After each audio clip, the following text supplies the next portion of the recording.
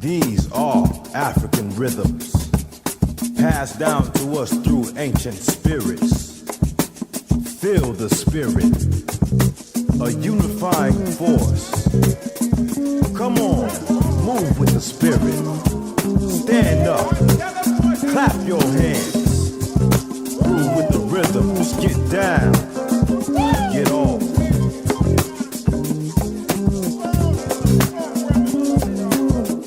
Welcome to Africa World Now Project. I'm your host and producer, James Moten.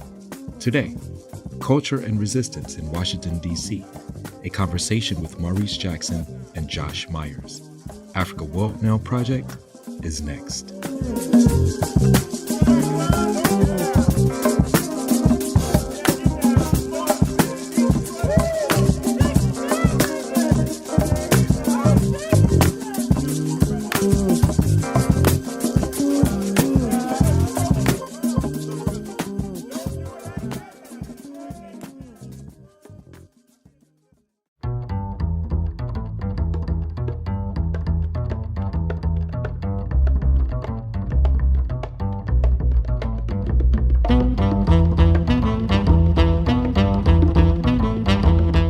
Writing in How Music Defines DC's History of Resistance and Resilience, according to historian Maurice Jackson, Josh Myers, building on the thought of Fred Moten, opens with this: "The history of Blackness in DC is a testament to the fact that a sound can and did resist."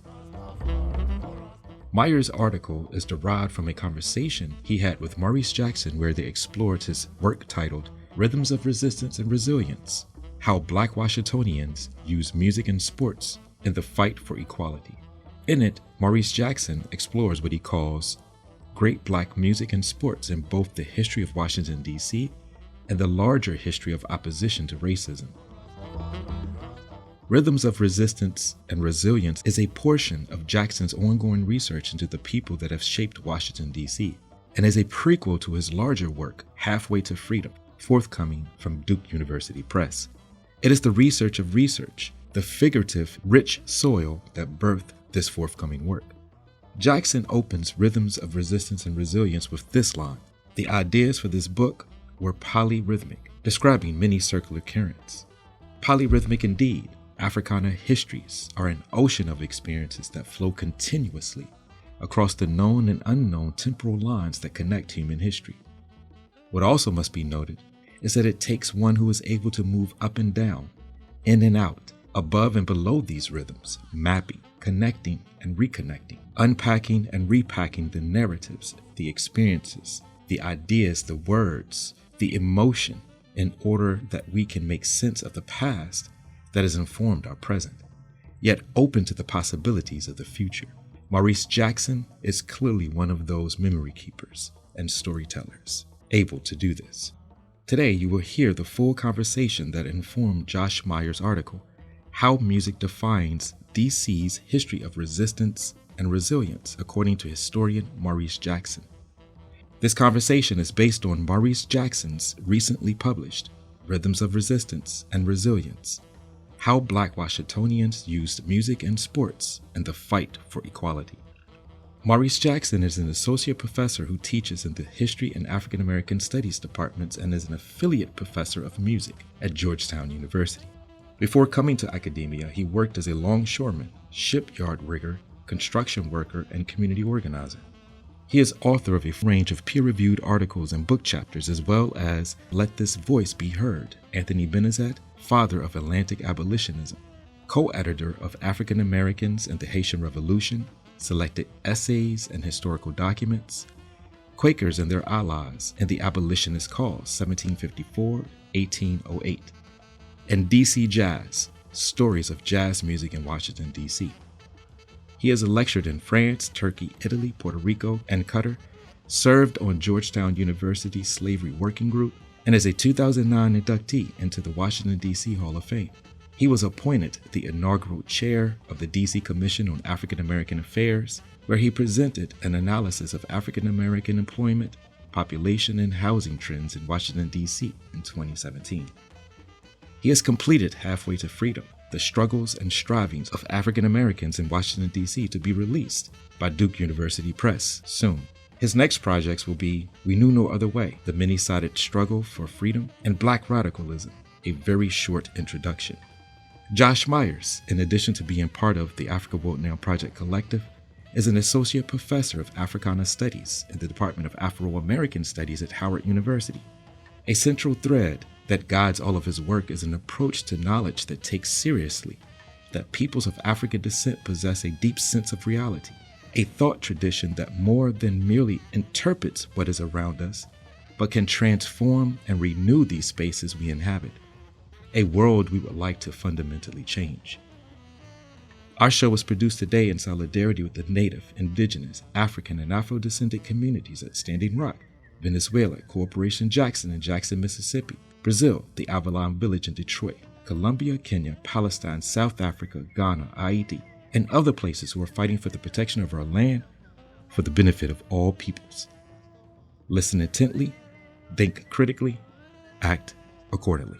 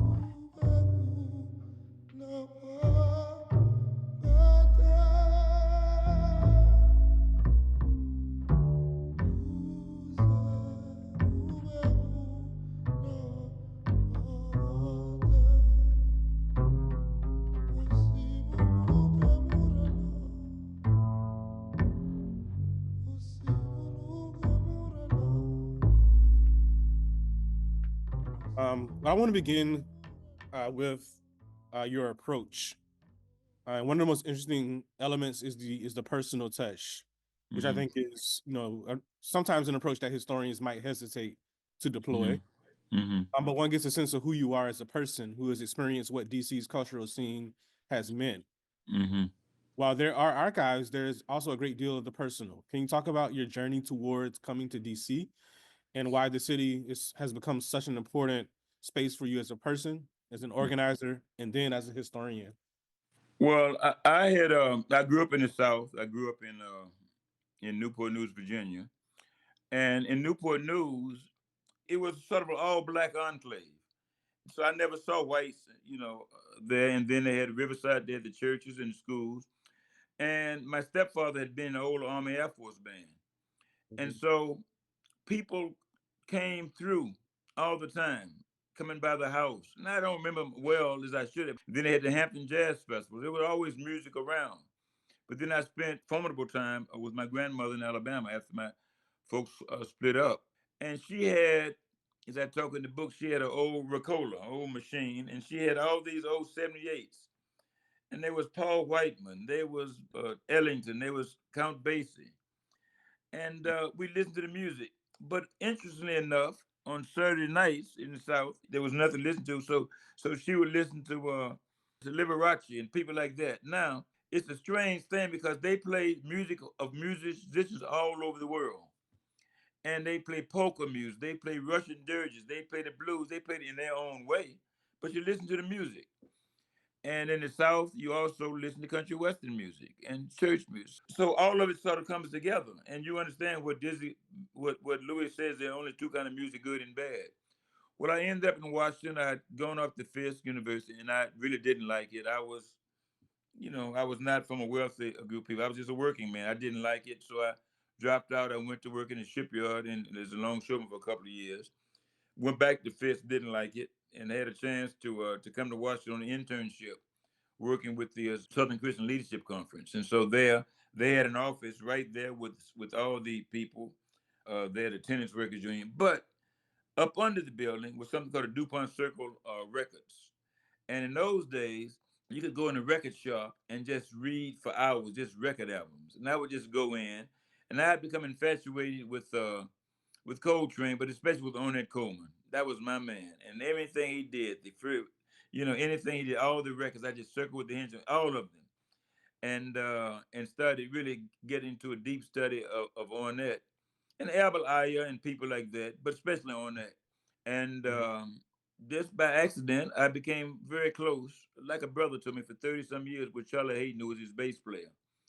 And we could Mhm. discuss whenever he'd come, I'd go and see him and play. And we mainly talked about not so much music, but about politics and the role of music in politics. And Charlie Mhm. had done two things. He had recorded, he had married a woman who was from a radical family, and she had had all the records of the Spanish Civil War. So he had listened to all these records. Then he went off to Portugal to play, and he played a song dedicated to MPLA, the movement popular for liberation of Angola, and the Frelimo, the music of Mozambique. And they put him in jail, so he was in jail for a couple of days. And so it happened that the person who was the consul at the embassy was a jazz fan, and this was during Catano, during the fascist dictatorship. And so I saw this man here in music and politics, and so it sort of came together. And in Mhm. DC in those days, they had a couple of nice places you could go. Of course, One Step Down was very expensive. I'm sorry, Blues Alley, but you can go to One Step Down, which is only a couple of blocks up the street, and that's where I first met Charlie. Just walked in, a long bar, a little piano in the corner, and just music. Woody's Hilltop Pub was up on right across from Howard.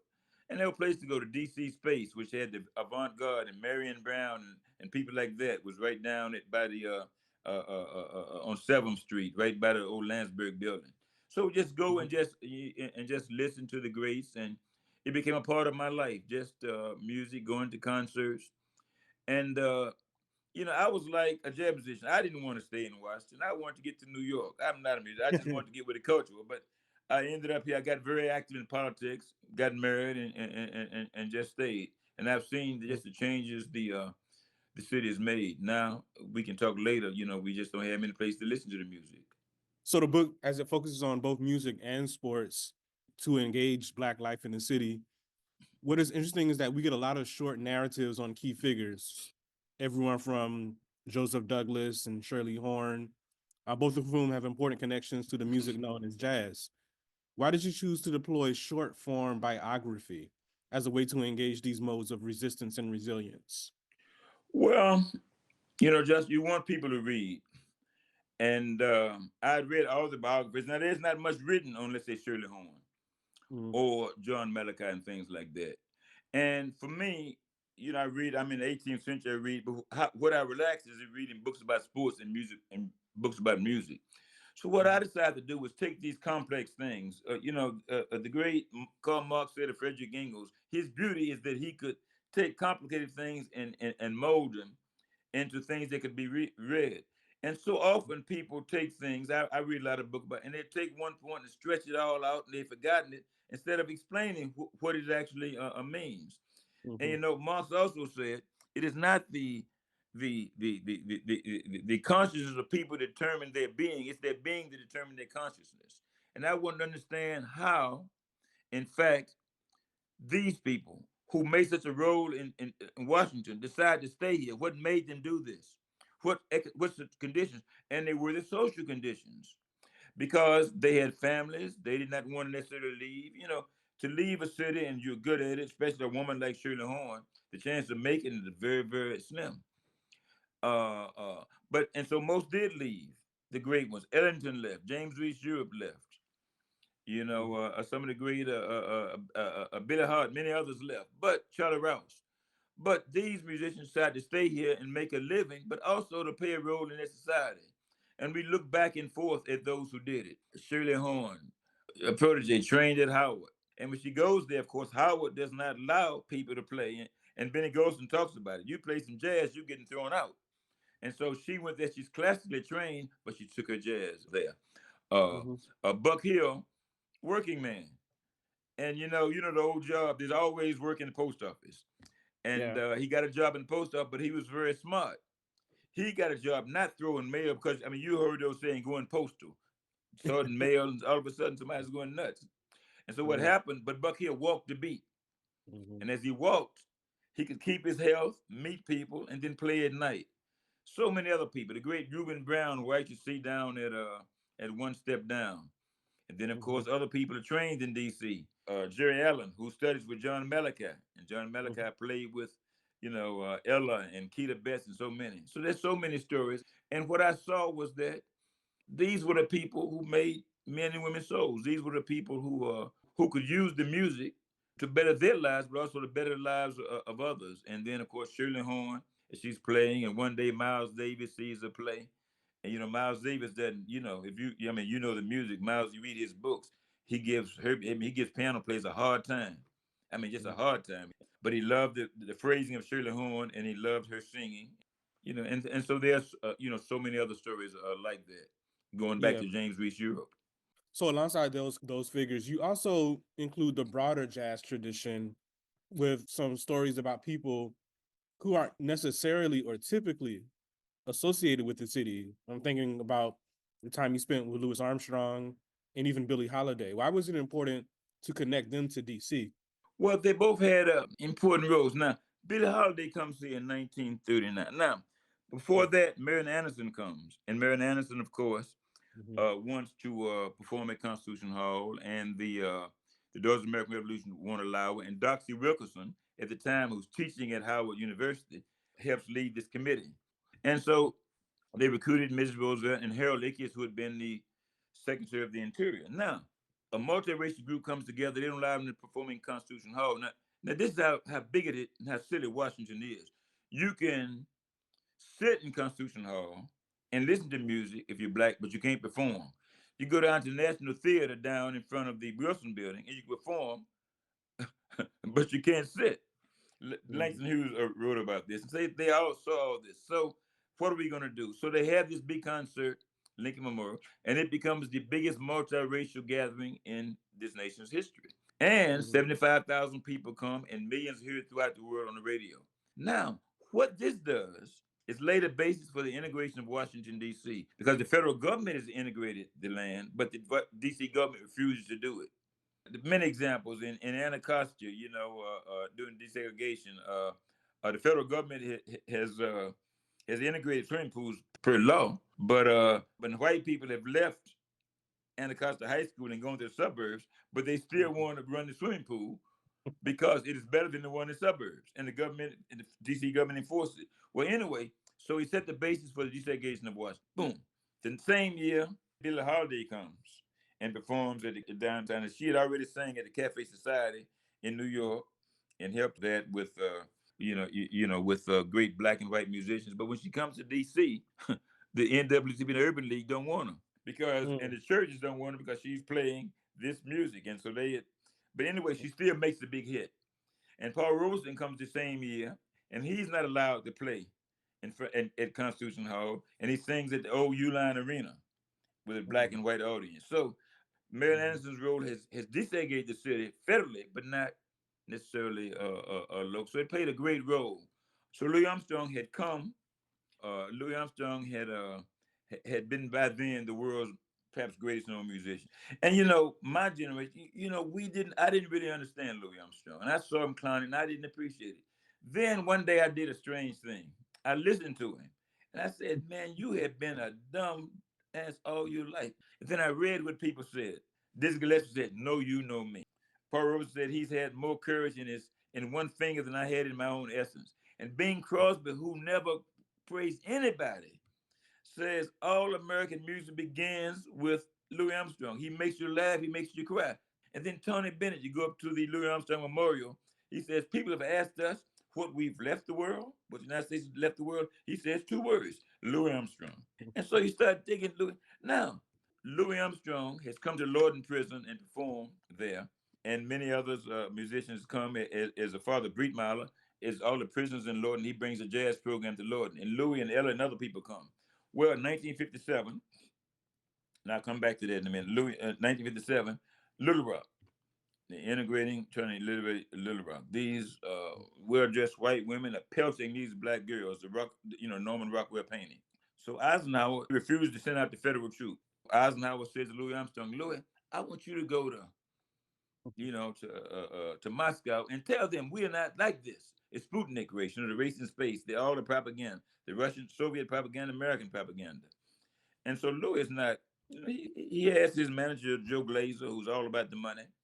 And Louis says, well, I don't think him. And Eisenhower calls him back. And as I say in the book, or maybe that Louis had a habit, we like it or not, but every day, first thing in the morning, Louis is going to smoke him 2 joints. And evidently Eisenhower called him after he smoked this. Nobody bothered Louis. That's just Louis. And he says, tell the MF I'm not going. But if he brings the troops with him, tell Daddy I'll be there along with him.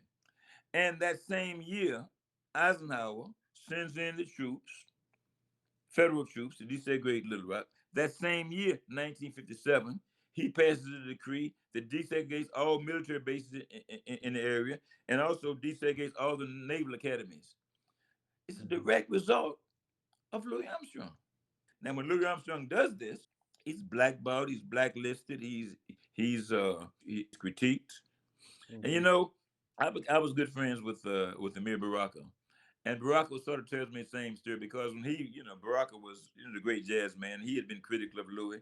And then when Louis Armstrong read his Blues People, and he took the courage to say, man, this is a bad book. So you see, you sort of rethink things. And so I saw how these musicians played this role. You don't have to be in a demonstration. And we can talk about Duke Ellington. Some Duke say, look, I don't march. I wear $2,000 suede shoes. I got bad feet, but I can play another role. It's interesting. I introduced my class to West End blues yesterday. Okay. And so yeah, it was almost like a hush went over them when they were listening to it. Okay. Did they get it? Okay. Yeah, I think so. Yeah, I think good. I didn't try to describe it. Yeah. Yeah, there you go. Something you just got to feel. You just got to feel it. Yeah. So, alongside biography, which I think, is a great method, there's also this focus on how biography intersects with place and space. There's a beautiful engagement with pianist Jason Moran thinks about that particular question. Mm-hmm. Almost every time you mention a jazz venue, you include its former address, almost to suggest that we not forget what these neighborhoods used to hold. There are also deeply insightful engagements with the music legacies of Howard and UDC, Lorton, and other institutions. But I think the one that I was most struck by is the inclusion of the Modern School of Music. Mm-hmm. Can you say more about that institution and its significance to jazz? Yeah. Well, we don't know a lot about it, and that's one of the places that we need to know more. Yeah. What we know is that Frank Weiss had studied there. That he'd gone there after he came out the military, and I don't know whether he was in the naval site up in Michigan or not. But some John Coltrane and things have been there, and he came here seeking to study particular music, to study the formation of music, the classical, and also the arrhythmic aspect of it. And that he got it. It's not a big school. It's a local place where people just go in. It's like the Hayes, I think the Hayes School of Dance that was up by Howard too.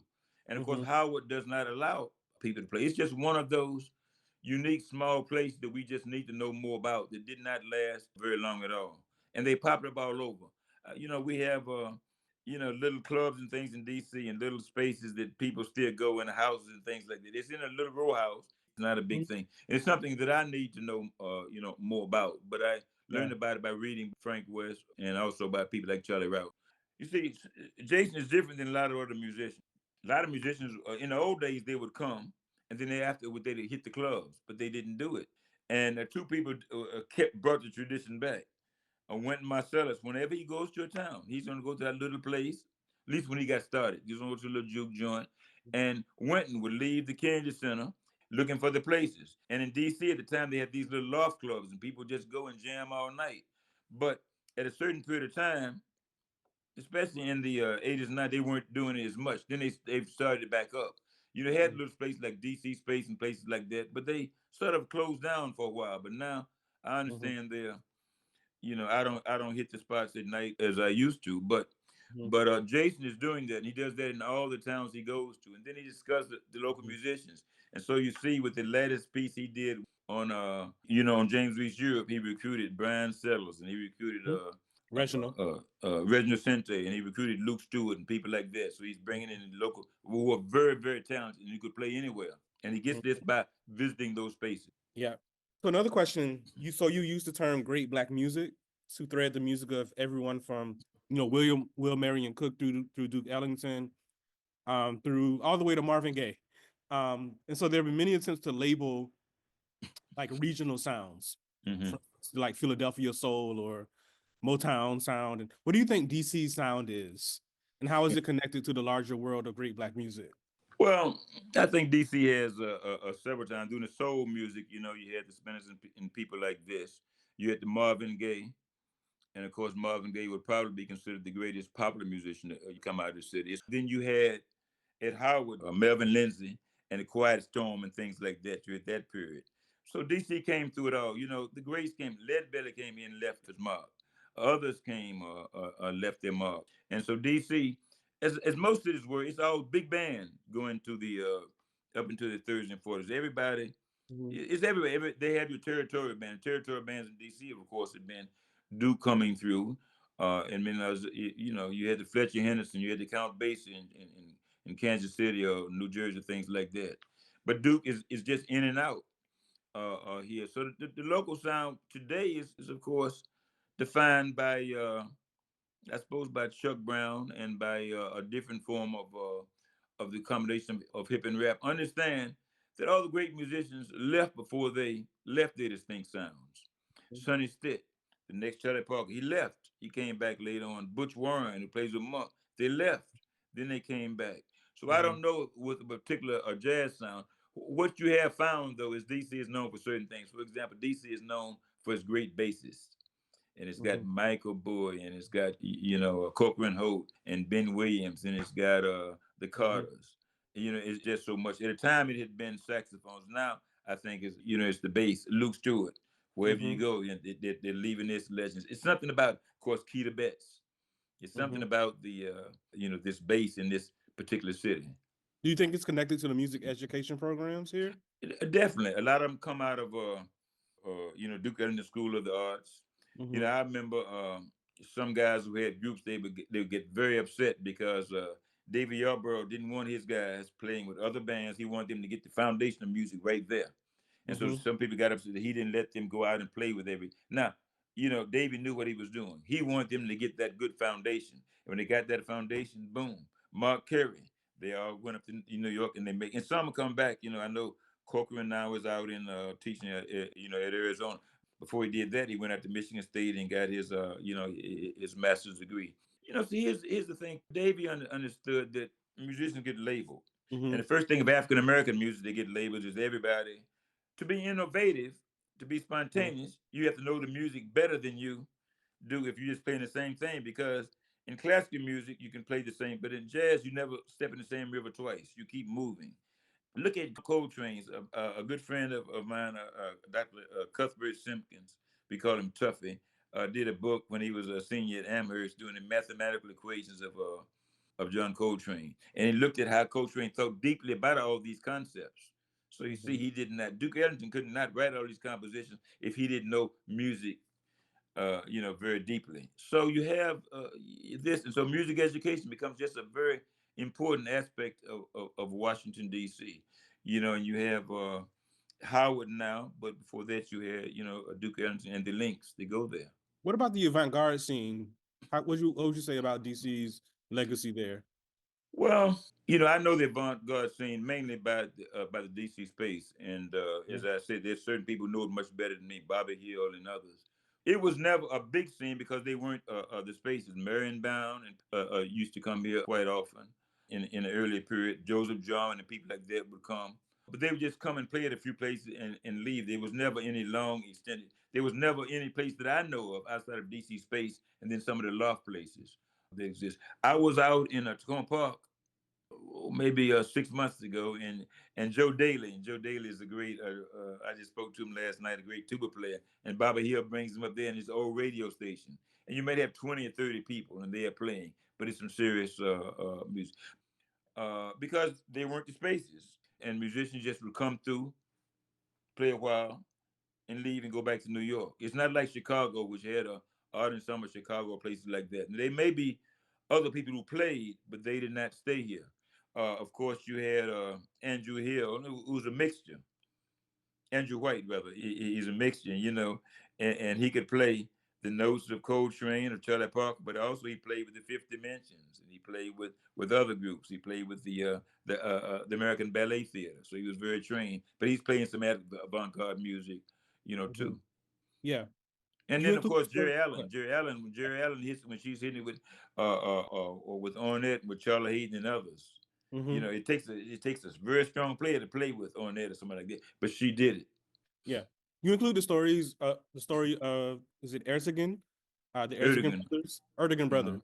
Hmm. One of which I met goes on to co-found Atlantic Records, and Atlantic Records becomes the record label for people like Rufus Harley and Dorothy Ashby and others who might be considered non-traditionalists, if you will, Hmm. at least in terms of their instruments. Hmm.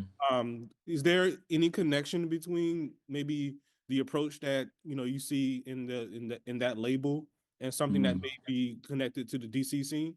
Well, yes. So the Erdogan brothers come here as young Turkish immigrants. Their father is Munir Erdogan. He becomes the second ambassador under the Ataturk regime after the Ottoman Empire is overthrown. And he Hmm. comes here. And he had been in London for a while. And in London, the two sons, Ahmed and Nesri, go to the Royal Albert Theater, and they hear Ella Fitzgerald and they hear Frank Sinatra and people. So they come to Washington, and the first thing they do is go looking for music. And they're young, and they can go places, but at night they can't, go. And they're light, so they look like white boys with this name Erdogan, and nobody knew. They were, of course, devout Muslim. Their father's a devout Muslim, and maybe more so than they are. And so he doesn't want them to go out in the street looking for music. So he said brings the musicians to the embassy, the same place now as then, on Massachusetts Avenue in Embassy Row. And all the great musicians come through. The Meadlock Lewis and Count Basie and Lester Young, and all of them go. This is a place they can go and they eat good. They're not making much money. They can eat good there. And at a certain point, the some senator, maybe it's Easton or Stennis or one of his Mississippi senators, comes to the ambassador's house and said, "You can't have these black people come through the front door making this music."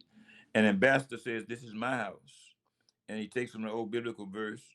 In my father's house there are many mansions. If it were not so, I would not have told you. This is biblical, but if you know the Quran and the Bible, there are many similarities. So at any rate, the musicians still come, and they come there and play at night even after they've had a concert. And Ellington talks about it. So musicians now, these guys are entrepreneurial, and they met Sterling Brown, and they talk about the great intellectual Sterling Brown and sitting down and talking to him. And they've read, and they've heard the song Bourgeois Blues and about the bifurcation and the class, the caste status of black people in Washington, because it Hmm. is a white man's town, but it's also a light skinned black person's town to a degree, or Hmm. well off. So what they decide to do is try to take the music out and make a little bread. And they get a place at 16th and Peachtree, and they rent it. Now the people at 16th and Peachtree don't know it's going to be an integrated concert, son, but they didn't protest it. And what's that 16th and Peachtree? It's the Jewish Community Center, and they go there, and there's no problem with it. And they go there. So I've often say, here's these two Muslim guys taking black music to a Jewish community center. And you sort of wish that we had such unity of people there even now. And the Erdogan brothers do that, and then they go to National Press Club, and they get them to integrate because it's not integrated, because they threaten to boycott and have a concert there. And Howling Wolf and other people come, and it becomes a big thing. Now then they realize they could take this music to New York. Now during the war, what they did was collect a record. They go to Waxy Maxley, which is up by Howard, run by Dennis Silverstein, and they collect records. And they go to house parties and they just buy records because during the war you cannot produce rubber, cannot produce records, and they realize how much they can make money on that. So they decide to start this record label. and it's called Atlantic Records, and they record some of the greats over time. Of course, the greats would have been Ray Charles, would have been Aretha Franklin. And Ergen told the story about these mop-headed dudes come to town in '64, and they try to get him to sign the label, and he won't do it, and he kicks himself because it's the Beatles when they come, and so what does he do? He said, "I'm not going to blow this again," and he starts recording the Rolling Stones, and he becomes famous with that. But also he records the great jazz, the great avant-garde, Ornette Coleman, with all his different trios, whether it be Billy Higgins or others, or on, a Scott LaFaro or Charlie Hayden. He starts recording with those, and he becomes a place where musicians can go produce, and Hubert Laws too, right? Hubert Laws, yes, Mhm. quite a few others, yeah. Mhm. And he opens up, and Laws is not as adventurous, but he is still playing an instrument that blacks, he's in a different direction than, let's say, Herbie Mann is, and he Mhm. produces those musicians, and uh, and he has a beautiful set. He said, "I just want to be remembered for contributing to African American music," and he does. Now, along the way, he's a shrewd businessman, but he does give these musicians, an opportunity to play on records that sometimes has boxed them in.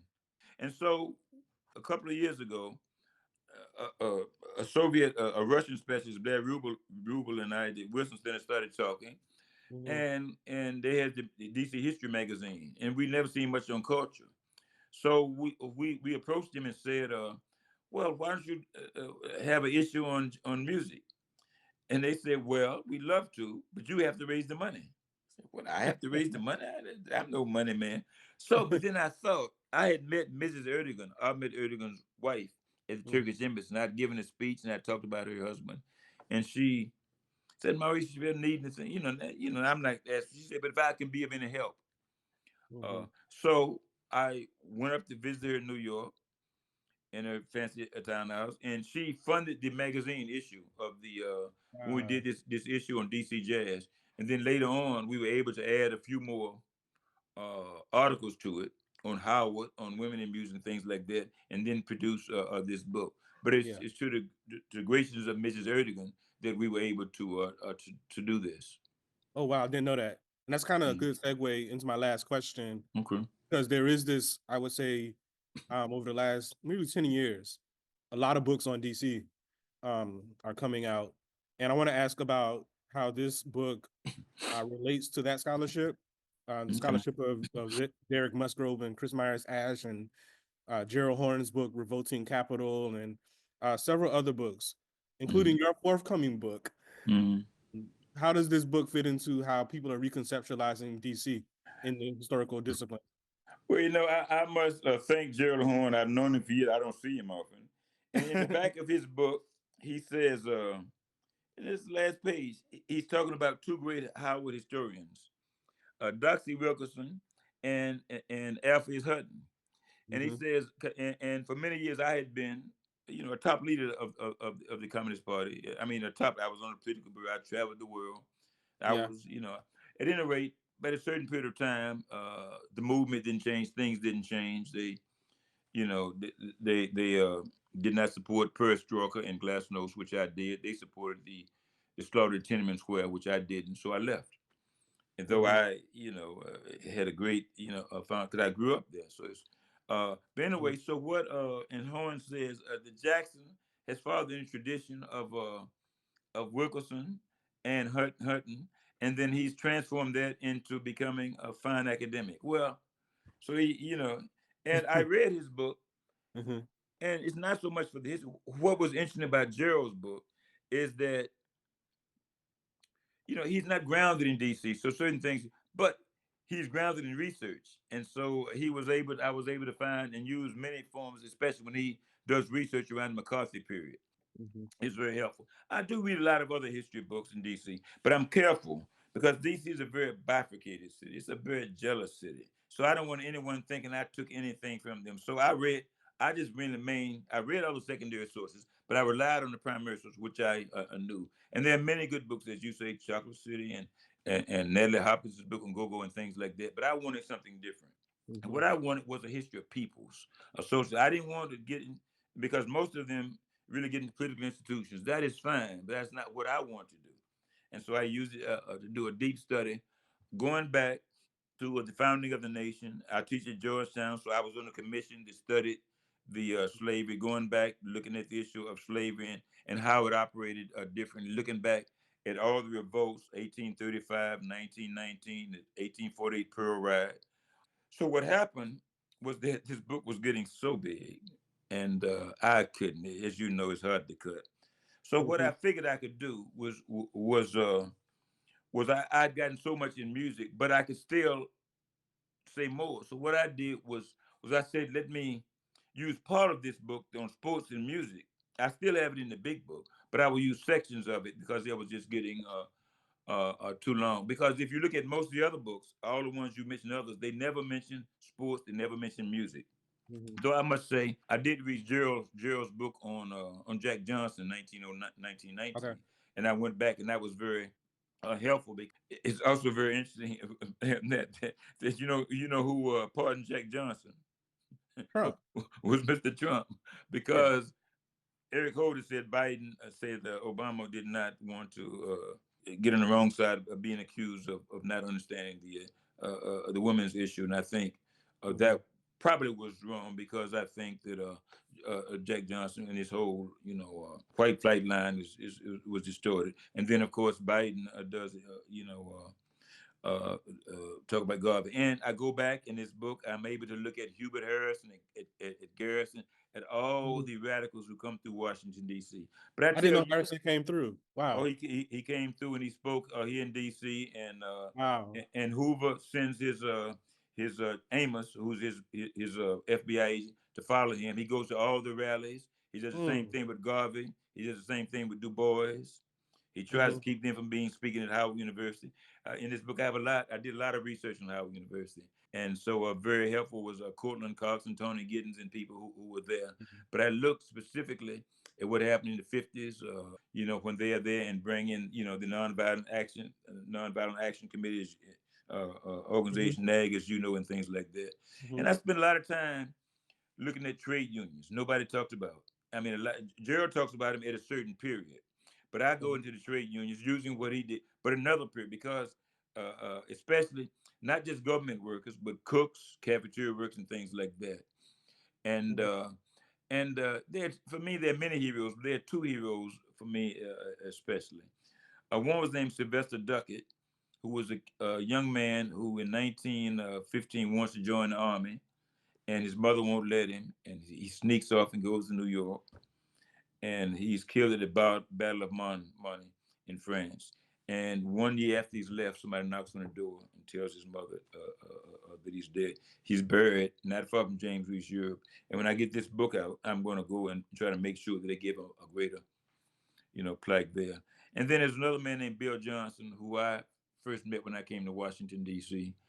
And he had been a beaten man, because during the McCarthy period, he had been the leader of the movement to desegregate the bus lines. But because he was a radical, his union abandoned him. His family abandoned him. He was pretty much beaten down. And I met him as a very young man, and he was so quiet. If he said Marx, he would say Jesus or something. Like, he would use the terms he was scared to use. If he was speaking about the CP thing, he would say the church. He would whisper. See, we Mm-hmm. don't know the suffering that people went through, and now we look at what is happening today. It is especially with government works, it's a different type of people.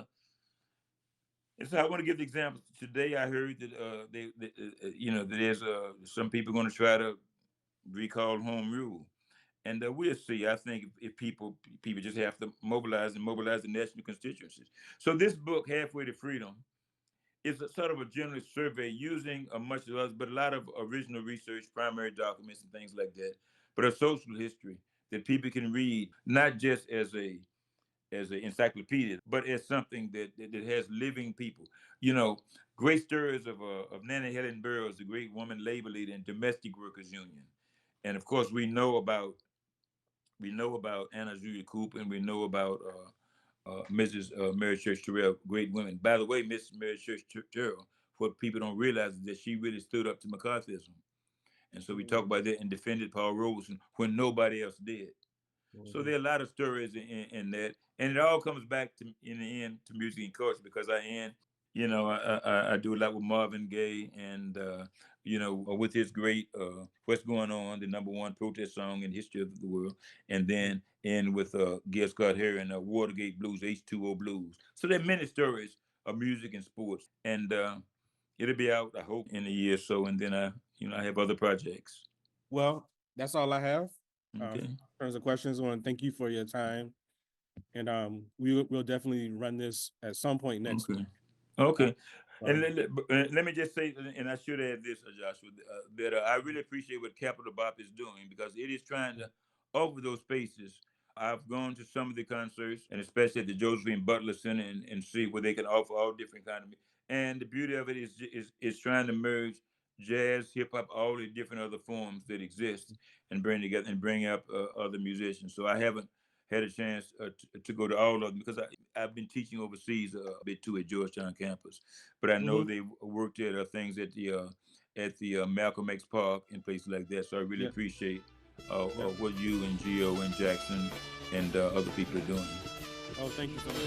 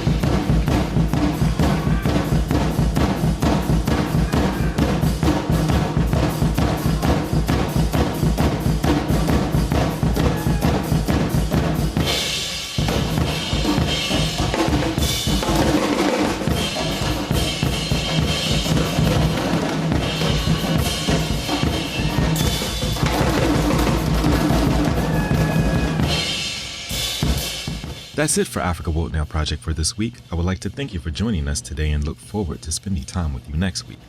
Follow us on Instagram at Africa World Now Project. Access to our other media platforms can be reached through the bios of our social media. I'm your host and producer, James Pope. Programs are archived and available on all podcast platforms. Search Africa World Now Project. Until next week, be safe, be peaceful, and above all, be intelligent.